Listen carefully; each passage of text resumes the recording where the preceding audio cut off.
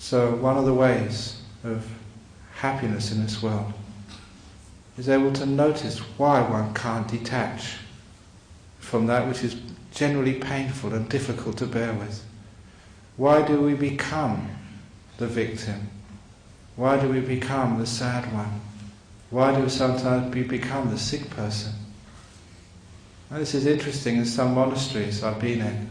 You see people become sick and sick and sick and sick. And a lot of monks say it's because they want to lead, they want to disrobe, that's the only way they know how of doing it. They actually become attached to being the sick one. That's their persona.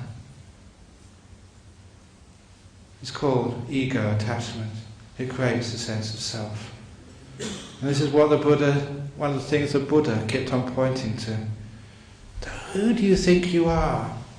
What do you take as yourself? What is your ego? You know, if you had wrote a list of who you were, what your attributes were, not in theory but in practice, and you wrote them down, how many of those things would be, you know, the angry person, the victim, the person who was abused, the person who was divorced, the person who was sick, the person who's had the mastectomy?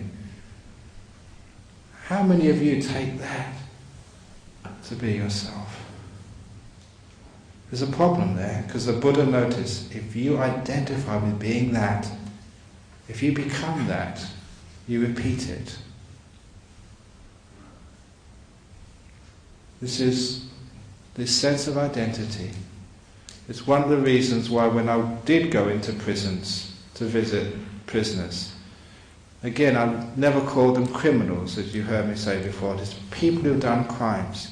And I kept on telling the people in jail, you are not a criminal, you're a person who's done a crime, you're not a criminal, you're something bigger than that. Never think of yourself as a criminal, you're a person who's done a crime.